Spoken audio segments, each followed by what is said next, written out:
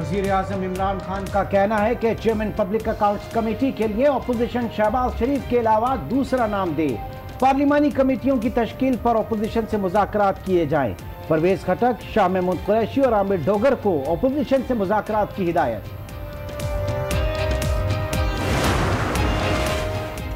इंतखाबी धांधली की तहकीकात के TORs पर डेडलॉक, अपोजिशन ने हुकूमती TORs मुस्तरद कर दिए। पहले दिन से ही हुकूमत पेशरफ नहीं करना चाह रही, नवीद कमर का शिकवा।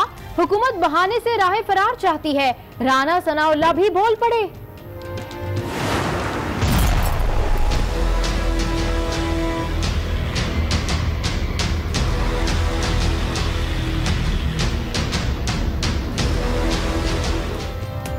कराची में दहशतगर्दी का खतरा मंडलाने लगा, एक माह में तीसरा वार। डिफेंस में खड़ी कार में धमाका, कोई जानी नुकसान नहीं हुआ। गाड़ी 15 घंटे कबल छीनी गई थी। 8 से 10 किलो बारूद सिलेंडर से जोड़ा गया था।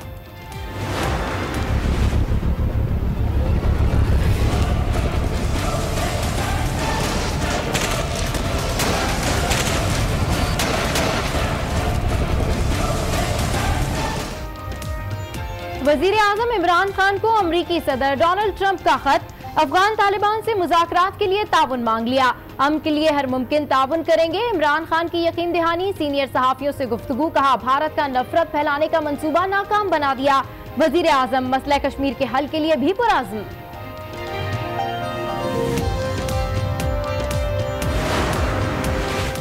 अफगान मुफाहमती अमल के लिए कोशिशों में तेजी आ गई। अमरीकी नुमाइंदा खुसूसी बराए अफगान मुफाहमती अमल ज़ल्मे खलीलजाद कल 2 रोज़ा दौरे पर पाकिस्तान पहुंचेंगे।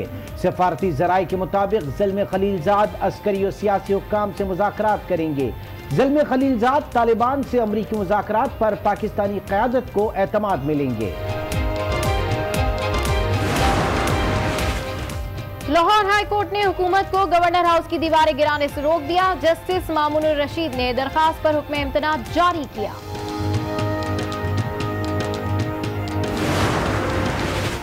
इंटरबैंक में डॉलर 20 पैसे सस्ता, 137 रुपए 84 पैसे पर बंद। स्टॉक एक्सचेंज में शदीद मंदी, 100 इंडेक्स में 1335 पॉइंट्स की कमी, 39,160 पर इंडेक्स बंद हुआ। हम थोड़े से फेयर भी बढ़ाएंगे जी, क्योंकि डॉलर महंगा हो गया है। 100 ट्रेनों पे कोई नहीं लगाएंगे जी, एज इट इज चलाएंगे और 40 ट्रेनों पर मामूली सा इजाफा करेंगे 6-7 दिन के अंदर। महंगाई का पहिया घूम गया, वजीर रेलवे ने किराए बढ़ाने का ऐलान कर दिया। 23 दिसंबर को पेशावर तक कराची रहमान बाबा एक्सप्रेस चलाई जाएगी। शेख रशीद की press conference.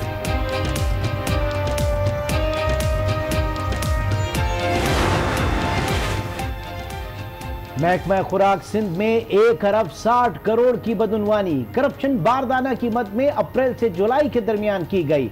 Sindh high court के हुक्म पर महकमा एंटी करप्शन की तहकीकात मुकम्मल। बारदाना किसानों के बजाय एजेंट्स को दिया गया। दस्तावेज में इंकशाफ, मुल्जिमान के खिलाफ मुकदमा दर्ज करने की सिफारिश। को बाख्तियार बनाने का बिल तैयार है, वज़ीर-ए-आज़म का पैगाम।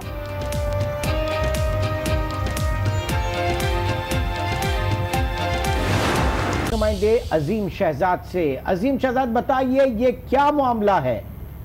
जी बिल्कुल, ये वकला गर्दी का एक और वाकया सामने आया है कि मामूली तलख कलामी पर वकला जब ऑफिस से बाहर हुए, उन्होंने दुकानदारों को तशद्दुद का निशाना बनाया और उनके मारते हुए जबरदस्ती जो डिस्ट्रिक्ट बार के अंदर ले गए, वहां पर भी तशद्दुद का निशाना बनाया, जिसके बाद एक दुकानदार को जो वहां से भगा दिया, जबकि जो दूसरा दुकानदार था उसे मारते भी रहे, उसे मुर्गा बनाकर उससे माफियां मंगवाते रहे, जिसके बाद वहाँ पे सीनियर वकला थे, उन्होंने जो है वो उस दुकानदार की जान बख्शी करवाई। वकला का कहना है कि इस दुकानदार ने जो है वो हमारा चोरी किया हुआ मोबाइल खरीद कर जो है वो आगे सेल किया है, जबकि दुकानदार का कहना है कि ऐसी कोई बात नहीं है, सिर्फ जो है मोबाइल के लेन देन पर झगड़ा हुआ, जिस पर वकला जो है वो ऑफिस से बाहर हुए।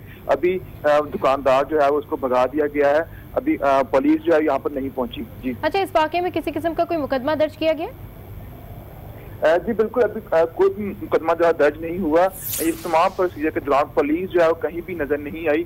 1 घंटे तक जो है वकला ने एक दुकानदार को डिस्ट्रिक्ट बार के अंदर कैद की। तो अजीम, ये हैरत की बात नहीं है कि 1 घंटे तक जो है उनको तशद्दुद का निशाना बनाया जाता रहा, वकला इतने जमा हो गए और पुलिस जो है वो 1 घंटे तक नहीं पहुंच पाई। अभी तक पुलिस का कोई अता पता नहीं है। जी बिल्कुल, वकला का कोई भी मामला हो, पुलिस जो है वो बिल्कुल बहुत स्लो हो जाती है।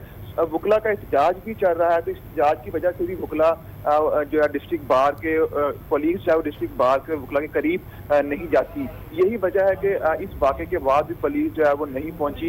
इस मामले को भी 1 घंटे से ज़्यादा का वक्त हो चुका हुआ है और वकला जो है वो अपने घरों को भी जा चुके हैं, दुकानदार भी जो वो भाग चुका है वहाँ से, लेकिन पुलिस जो है वो स्टिल वहाँ पर नहीं पहुंची। जी ठीक है, अजीम शहजाद अपडेट कर रहे हैं, आपका शुक्रिया। आपको बताएं कि इंतखाबात में मुबैना धांधली की तहकीकात के TORs पर डेडलाइन बरकरार है। अपोजिशन ने हुकूमती कवायद ज़वाबित मुस्तरद कर दिए हैं। इस हवाले से मजीद तफसीलात जानते हैं नुमाइंदा आज न्यूज़ नासिर काज़मी से। नासिर काज़मी, डेडलॉक की वजह क्या सामने आई है? देखिए, ये बड़ा मुख्तसर सी जो TORs हैं हुकूमत की जानिब से पेश किए गए, तो अपोजिशन ने जो है वो एक तरफा तौर पर जो है वो मुस्तरद किया है। जो नवीद है पाकिस्तान पीपल्स पार्टी की जानिब से, उनका कहना था कि पहले दिन से हुकूमत का तरीकाकार जो है वो वाज़ेह है कि वो पेशरफ्त नहीं करना चाह रही और हुकूमत की नीयत पर शक किया जा रहा है। TOR सादा सा मामला था, लेकिन इसको हुकूमत ने उलझा के रख दिया है। उनका ये भी कहना था कि धांधली इल्जामात को जो है वो प्रॉपर जो कमेटी है, ये सब कमेटी का मामला था और जो प्रॉपर कमेटी है उसको देखना चाहिए। हमने उनका ये कहना था कि हमने कानूनी जो इश्यूज हैं उनको मद्देनजर रखकर TORs की रिक्वेस्ट की थी, लेकिन हुकूमत की जानिब से एक मुख्तसर सी जो TORs बनाए गए हैं और 1 हफ्ते का टाइम जो है वो दिया गया है। अब देखना ये होगा कि किस तरह से जो है हुकूमत इसको आगे लेकर चलती है। राना सनाउल्लाह पाकिस्तान मुस्लिम लीग नून के जो रहनुमा है, उन्होंने भी इस कमेटी के इजलास के बाद मीडिया से बातचीत की, जिसमें उन्होंने कहा कि पार्लियामेंट का बाइकआउट की तजवीज़ थी, लेकिन हुकूमत ने इंतखाबात में मुबैना धांधली की तहकीकात के लिए टर्म्स ऑफ रेफरेंस पर डेडलॉक बरकरार। अपोजिशन ने हुकूमती TORs मुस्तरद कर दिया। अपडेट कर रहे थे नासिर काज़मी, आपका बहुत शुक्रिया। आगे बढ़कर आपको बताया कि कराची में सरगर्म दहशतगर्द गिरोह ने नई वारदात कर दी है। 1 माह के अंदर तीसरा धमाका हो गया है। डिफेंस के इलाके खैबान मुजाहिद में कार बम धमाका हुआ। गाड़ी धमाके से मुकम्मल ताबा हो गई, ताहम कोई जानी नुकसान नहीं हुआ। गाड़ी धमाके से सिर्फ 15 घंटे पहले कराची के इलाके जमशेद क्वार्टर से छीनी गई थी। पुलिस के मुताबिक वाकये में बहुत मुनज़्ज़म गिरोह मुलव्विस है। इस हवाले से एक रिपोर्ट देखते हैं।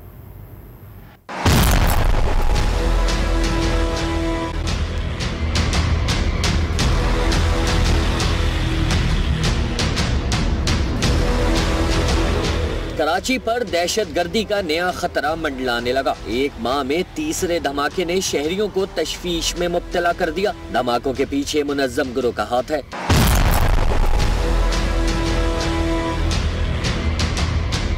कराची का इलाका डिफेंस फेज 5 खयाबान मुजाहिद, वक्त रात के 3 बजे। खाली प्लॉट में मौजूद एक कार धमाके से फट गई। धमाका इस कदर शदीद था कि पूरा इलाका गूंज उठा और शदीद खौफ फैल गया। धमाके से कोई जानी नुकसान नहीं हुआ, ताहम गाड़ी के परखचे उड़ गए और करीबी इमारतों के शीशे टूट गए। DIG साउथ जावेद आलम ओडो ने बताया कि बम देसी साख्ता था जो 8 से 10 किलोग्राम वजनी था, ताहम बम पूरा ना फट सका। गाड़ी से LPG और CNG के 6 सिलेंडर मिले हैं। उनका कहना था कि अगर ये सिलेंडर भी फट जाते तो बड़ा धमाका हो सकता था। पुलिस के मुताबिक दहशतगर्दी में मुनज़्ज़म गिरोह मुलव्विस है, जिसने सिर्फ 15 घंटे पहले छीनी गई गाड़ी को धमाके के लिए इस्तेमाल किया। ज़राए ने खदशा जाहिर किया है कि धमाका चीनी कौंसिल खाने पर हमले का तसलसल भी हो सकता है। शहर कायद एक बार फिर दहशतगर्दों के निशाने पर आ गया। शहर में 1 माह के दौरान 3 बड़े दहशतगर्दी के वाकयात रूनुमा हो चुके हैं। पुलिस ताहाल वाकयात के मास्टरमाइंड को गिरफ्तार नहीं कर सकी।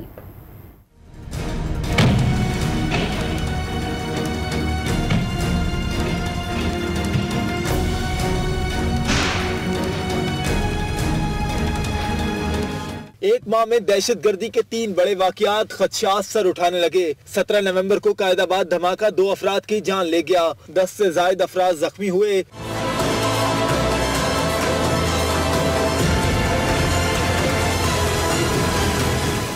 21 नवंबर को दहशतगर्दों ने चीनी कौंसल खाने पर हमला कर दिया, जिससे 2 पुलिस एहलकार शहीद और वीजे के हसूल के लिए आने वाले बाप बेटा जाँ बहक हो गए। सिक्योरिटी पर मामूर तैनात गार्ड जख्मी हुआ।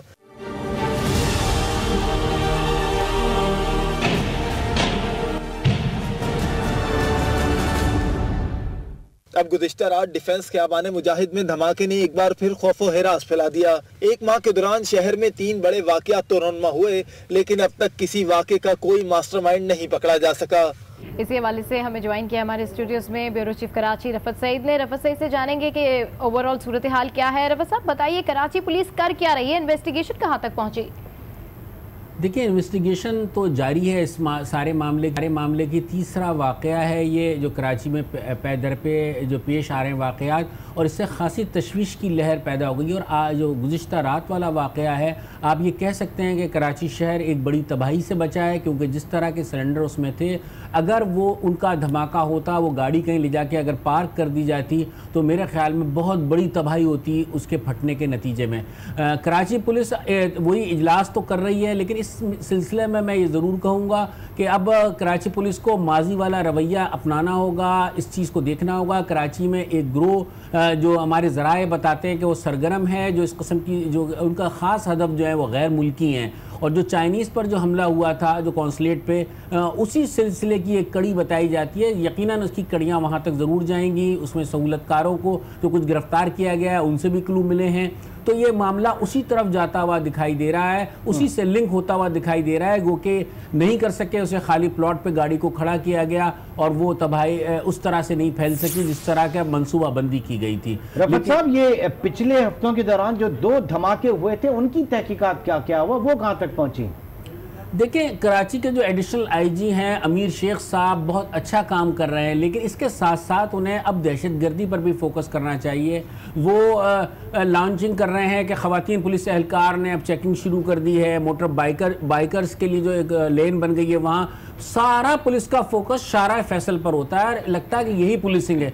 पुलिसिंग ये नहीं है, इंटेलिजेंस के निज़ाम को बेहतर बनाना होगा। और कराची में जब इस किस्म के इस बात का बरमला एतराफ़ करते हैं पुलिस अफसरान कि इस किस्म के अनासिर, इस किस्म के जो मुनज़्ज़म ग्रोह हैं वो मौजूद हैं शहर में और वो कोई बड़ी कार्रवाई कर सकते हैं, लिहाजा पुलिस को चौकस होना पड़ेगा और अपना इंटेलिजेंस शेयरिंग का निज़ाम बेहतर बनाना होगा। और अब इन तमाम जो सामने की चीज़ें, इनसे दूर हटकर कराची पुलिस को फोकस करना होगा दहशतगर्दी पर, क्योंकि अब लगता ऐसा है कि थोड़ा सा रिलैक्स किया था कराची पुलिस ने भी, और कानून नाफिज करने वाले इदारों का ज़रा फोकस हट गया था, जिसकी वजह से ये ग्रुप जो है वो सरगर्म हो रहे हैं। तो लिहाजा अब जो है, और यकीनन पुलिस इसमें जा रही है उसी तरफ जिसका मैंने आपसे पहले जिक्र किया था, उसी को लिंक करते हुए आगे जा रहे हैं और जाके कड़ियां वहीं मिलती हुई नजर आती हैं। ठीक है, बिल्कुल। रफत सईद हमारे साथ मौजूद है, हमें ज्वाइन किया है रहीमुल्लाह यूसुफजई साहब ने। आपसे भी तज्जिया लेंगे आपका। सर, सूरत हाल अब दिन ब दिन बिगड़ती जा रही है, आप क्या कहेंगे इसके ऊपर, क्योंकि अब देखें एक दफा फिर से धमाका हुआ है? देखिए, मेरे ख्याल में कराची तो हमेशा से निशाने पे रहा है। कराची साहब पाकिस्तान का सबसे बड़ा शहर, पाकिस्तान की इकोनॉमिक लाइफ लाइन, तो ये कोई ताज्जुब की बात नहीं है कि वहाँ पर दहशतगर्दी के हमले की हमेशा कोशिश होती है। और फिर ये है कि यहाँ पर पूरे पाकिस्तान से लोग आकर बसते हैं, उनमें से हर तरह के लोग होते हैं। तो अगर यहाँ पे DLA ने चाइनीज कौंसलेट पे हमला किया तो ये भी कोई हैरानी की बात नहीं है। हालांकि पहली बार बलूचिस्तान से निकलकर उन्होंने इतना बड़ा हमला किया और उनके 3 ये जो हमला आवर थे ये सुसाइड मिशन पर आए थे। पहले ऐसा कभी नहीं हुआ। एक बार इन्होंने खुदकुश हमला किया था बलूचिस्तान में, दालबंदीन में, वो एक ही खुदकुश हमला आवर था। इस बार 3 उन्होंने भिजवाए हैं। इसका मतलब ये है कि इनकी निगाहें कराची के ऊपर हैं और फिर जाहिर है इनके सहूलतकार भी हैं, यहाँ पे इनके सेल मौजूद होंगे, इसलिए ये हमला भी हुआ था। इसके अलावा और कई ग्रुप हैं जो चाहते हैं कि कराची में वो कार्रवाइयाँ करें। पहले इनकी काफी यहाँ पर हमले होते रहे, बाद में इन पे काबू पा लिया गया एक हद तक, अब फिर से शुरू हो गए। लेकिन ये सिर्फ कराची में शुरू नहीं हुए।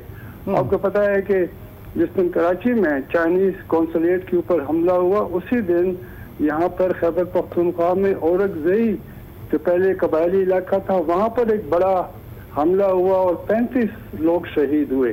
तो मेरे ख्याल में जहाँ जहाँ पे उनका बस चलता है वो हमले करते हैं। और ये हमले इसलिए मुमकिन होते हैं कि इनके लोग सहूलतकार, इनके सुसाइड बॉम्बर ये मौजूद हैं। तो रहीमुल्लाह साहब, ये जो कहा जा रहा है कि ये ग्रुप जो है ऑपरेटिव या अफगानिस्तान से है, तो आप क्या कहेंगे, इसमें खाली सिर्फ एनडीएस मुलव्विस है या पीछे रॉ भी आपको इसमें नजर आ रही है और ये नई दिल्ली और काबुल का एक गठजोड़ है पाकिस्तान के खिलाफ? देखें, इनमें से जो अक्सरियत ग्रुप हैं ये अफगानिस्तान में बेस्ड हैं, वहाँ पे इनके मराकज़ हैं और वहाँ से ये लोग प्लानिंग करते हैं, फिर बंदे भिजवाते हैं, यहाँ पे उनको सहूलतकार मिल जाते हैं और ये हमले करते हैं। अगर टीटीपी है, जमातुल अहरार है, दाइश है, ये सब अफगानिस्तान में मौजूद हैं। लेकिन ये जो बलोच अलहदगी पसंद हैं, जिस तरह BLA है, तो इनके भी अफगानिस्तान के साथ कुछ ताल्लुक तो है। यहाँ कुछ लोग वहाँ पर भी गए हैं, उनको पनाह मिली है। और मेरे ख्याल में अगर अफगानिस्तान से कोई कार्रवाई करता है, वहाँ पे देखें दो बातें हैं। एक ये कि शायद अफगान हुकूमत बहुत कमज़ोर है, इसका कंट्रोल नहीं है, कुछ इलाके जो हैं वहाँ पर ये लोग, ये ग्रुप मौजूद हैं। लेकिन ये भी मुमकिन है कि इनमें से कुछ ग्रुप जो हैं इनका लिंक है NDS के साथ और फिर उसके ज़रिए रॉ के साथ। तो ये बिल्कुल मुमकिन है, ऐसा बिल्कुल है, ऐसी यानी इसके शवाहिद भी सामने आए हैं, कुलभूषण यादव का भी हमें पता है। तो ये सारी चीज़ों को लेकर मैं समझता हूँ कि अफगानिस्तान की हुकूमत जो है उसकी अपनी शिकायत है, लेकिन वो पाकिस्तान के साथ ताउन नहीं कर रही और भारत के साथ उनकी दोस्ती में इजाफा हुआ है। अफगानिस्तान इंडिया और पाकिस्तान के मामलात में गैर जानिबदार नहीं है, बल्कि वो इंडिया का साथ दे रहा है। तो सर, ऐसे में आज जो खत की बात हुई, डोनाल्ड ट्रंप अमरीकी सदर ने जो पाकिस्तान को खत लिखा और उसमें कहा गया अफगानिस्तान में क़याम अमन के लिए पाकिस्तान से ताउन तलब किया गया, आप फिर उसे किस तरह से देख रहे हैं जब आप कह रहे हैं कि बेशतर हिस्सों में, बेशतर अफगानिस्तान में खुद वहाँ की हुकूमत का जो है वो रिट ही नहीं है? देखें, अमेरिका को अगर पाकिस्तान का ताउन दरकार है तो फिर अमेरिका को पाकिस्तान की बात भी सुननी चाहिए। यानी पाकिस्तान के जो तहफ़्फ़ुज़ात हैं, अफगानिस्तान की सरजमीन पाकिस्तान के खिलाफ इस्तेमाल हो रही है या भारत का असर अफगानिस्तान में बड़ा है, उससे पाकिस्तान को गैर मुस्तहकम करने की कोशिश हो रही है, तो ये तो पाकिस्तान की बात, पाकिस्तान के तहफ़्फ़ुज़ात वो भी दूर होने चाहिए। यानी ये एक तरफा बात जो है इससे तो काम नहीं चलेगा, दो तरफा चीज़ें होनी चाहिए। पाकिस्तान भी कुछ ताउन बढ़ाएगा, कोशिश करेगा ताकि मुज़ाकरात हो जाएं अफगान हुकूमत और अफगान तालिबान के दरमियान, और फिर पाकिस्तान की शिकायत को भी दूर करने की कोशिश होगी, क्योंकि अगर पाकिस्तान मुतमईन होगा तो वो मज़ीद ताउन करेगा। ठीक है, बहुत शुक्रिया रहीमुल्लाह यूसुफजई इस वक्त अपना दे रहे थे। ओवरऑल जो सूरत हाल है कराची में दहशतगर्दी के हवाले से हमारे साथ स्टूडियोज़ में मौजूद हैं ब्यूरो चीफ कराची रफ़त सईद। रफ़त सईद, जिस तरीके से अभी रहीमुल्लाह यूसुफजई साहब बात कर रहे थे कि बलोच अलहदगी पसंद ग्रुप है, फिर उसका ताल्लुक है NDS से, फिर उसके अलावा रॉ से ताल्लुक है, तो ये सारे जो लिंकअप्स हैं, ये फैसिलिटेशन है, इसके ऊपर भी अब ट्रैक डाउन करना होगा। और वो जिस तरीके से कह रहे थे कि बलूचिस्तान से निकलकर अब उन्होंने कराची का रुख किया है। देखिए, कराची पुलिस ने और जो लॉ इन्फोर्समेंट एजेंसियां यहाँ पर काम कर रही हैं, उन्होंने बहुत मजबूत तरीके से वहाँ मिलकर इस चीज़ पर काबू पाया था। आज से अगर आप चंद साल पहले तक देखें तो कराची में बिल्कुल ये बड़ा एक नेटवर्क काम कर रहा था। इस नेटवर्क को लॉ इन्फोर्समेंट एजेंसीज ने तोड़ा, गिरफ्तारियाँ की, बहुत सारे लोग अब भी हिरासत में हैं, तो ये सारी चीज़ें की गई थी। लेकिन अब थोड़ा सा एक टाइम ऐसा आया था जिसके मौका देखकर और ये सारी कार्रवाइयाँ शुरू हुई हैं। अगर इसी मौके पर इस पर बंद नहीं बांधा गया तो आगे चलकर मुश्किल सूरत हाल होगी। लेकिन अब जो है दोबारा से लॉ इन्फोर्समेंट एजेंसियाँ सर जोड़ कर बैठी हैं और जो इस किस्म के नेटवर्क यहाँ काम कर रहे हैं उनके भी करीब खासे पहुँच चुके हैं। और जैसा रहीमुल्लाह साहब कह रहे थे अपनी गुफ्तगू में, सहूलतकार, तो यकीनन सहूलतकारी के बगैर तो काम मुमकिन नहीं है। जब कोई सरहद पार से फैसिलिटेशन देगा यहाँ पहुँचाने के लिए, तो इस शहर में काम करने के लिए यहाँ भी मुकामी सतह पर ऐसे लोग होने चाहिए और वो लोग मौजूद हैं। उनकी तकरीबन कुछ की निशानदेही हो चुकी है, तो देखिएगा आने वाले दिनों में कुछ गिरफ्तारियां भी होंगी जो इसी हवाले से होंगी। बहरहाल अब लॉ इन्फोर्समेंट एजेंसीज का सारा फोकस इस जानिब हो गया है। तो 3 वाकयात पैदर पे कराची शहर में हुए हैं और कराची को फोकस करने की एक वजह दहशतगर्दों की ये भी है कि यहाँ छोटी सी खबर भी जो है वो आलमी तवज्जो का मरकज बनती है, सारी दुनिया में जाता है। तो एक पैगाम अपना देने की कोशिश वो यही करते हैं कि कराची को किसी तरीके से हिट किया जाए। रफत साहब, ये पिछले जो 2 ब्लास्ट हुए की तहकीकात कहां तक पहुंची, प्रिसाइसली कुछ अपडेट्स हैं आपके पास? देखिए, कायदाबाद में होने वाला जो बम धमाका था उसके लिए भी कुछ गिरफ्तारियां हुई हैं जिनका लिंक आपस में मिला है कहीं ना कहीं जाकर। उसके बाद जो चाइनीज कॉन्सुलेट पर जो हमला हुआ था उसमें कुछ गिरफ्तारियां हुई हैं, सहूलतकारी हुई है। अब उसमें जो तफ्तीश इस वक्त चल रही है गिरफ्तार लोगों से, वो इस बात की कि उनका और इनका क्या बाहम राब्ता था। और फिर जैसा कि आज ये वाकया हुआ है, इस वक्त भी कराची पुलिस का एक इजलास हो रहा है, तो यकीनन कोशिश तलाश ये की जा रही है जितने भी इन्वेस्टिगेटर हैं कि इन तीनों का आपस में कहीं आके कोई ऐसा लिंक तो नहीं बन रहा। 2 वाकयात का तो आपस में लिंक है जिसकी वजह से ये बात कही जा रही है। ठीक है, बिल्कुल सही कह रहे हैं कि 2 वाकयात का तो आपस में लिंक है जिसकी वजह से ये बात की जा रही है। अच्छा, जिस तरीके से आप कह रहे थे कि यहाँ पर जो हदफ खास तौर पर मुमकिना तौर पर गैर मुल्की हैं, उस हवाले से आपने जियो फेंसिंग की भी बात की थी और सिक्योरिटी के हवाले से भी बात की थी, तो उस हवाले से भी बताइए। और जरा इसमें ऐड कीजिएगा, जब आप फॉरेनर्स की बात कर रहे हैं तो उसमें चाइनीज को हम देखते हैं, सीपैक जाहिर के मेन प्रोजेक्ट है, तो इसमें तो बड़ा वॉर फुटिंग पे काम करने की जरूरत है हमारी एजेंसीज को, हमारी लॉ एनफोर्समेंट एजेंसीज को, बिलखुसूस सिंध पुलिस को। देखें, लॉ एनफोर्समेंट एजेंसीज भरपूर तरीके से अब दोबारा से सरगर्म हुई हैं और काम कर रही हैं। और जहां तक आपने ये बात कही चाइनीज़ की, तो जिस इलाके में ये वाकया डिफेंस सोसाइटी का इलाका है, वहाँ बड़ी तादाद में गैर मुल्की रिहाइश पजीर हैं, वो मूवमेंट भी करते हैं। तो लिहाजा इस पहलू से भी तहकीकात एक की जा रही है कि जो ये वाकया प्लॉट पर ये गाड़ी तैयार की गई थी, इसका मकसद क्या था, इसका कोई टारगेट तो नहीं था। तो मेरे ख्याल में आने वाले दिनों में और जो बहुत सारी ऐसी चीज़ें सामने आएंगी, उसमें लिंक तलाश किया जा रहा है कि आया अगर ऐसा था तो किस तरह से मुमकिन है कि वो उन तक पहुँचने का तो प्रोग्राम नहीं था। फिर जियो फेंसिंग की एक बात जो मैंने पहले भी कही थी, जब चाइनीज़ पर कॉन्सुलेट पर हमला हुआ था तो यकीनन उसकी जियो फेंसिंग से ही ये आइडिया हुआ था कि और सहूलतकार कौन है, कौन फ़ोन पे पैगाम रसानी का काम कर रहा था। और कुछ इस सिलसिले में गिरफ्तारियां हुई हैं जो कि अभी मज़ीद गिरफ्तारियां करने की वजह से सामने नहीं लाई जा रही हैं, लेकिन इसकी बड़ा गहराई से इसकी तफ्तीश भी हो रही है और ख़ासा करीब पहुँच चुकी हैं कानून नाफिज करने वाले इदारे ऐसे अनासर के जो इस शहर में सरगर्म है। जी, बहुत शुक्रिया। रफ़त हमारे साथ स्टूडियोज़ में मौजूद थे और कराची के हवाले से, कराची की सिचुएशन के हवाले से बात कर रहे थे। और अब आपको बताएं कि न्यूजीलैंड ने पाकिस्तान के खिलाफ तीसरे टेस्ट के पहले रोज खेल के इख्तिताम पर 7 विकेटों पर 229 रन बना लिए। अबुधाबी में कीवी टीम ने टॉस जीतकर पहले बैटिंग का फैसला किया। यासिर शाह और शाहीन अफरीदी ने 72 के स्कोर पर मेहमान टीम की 4 विकेटें गिराकर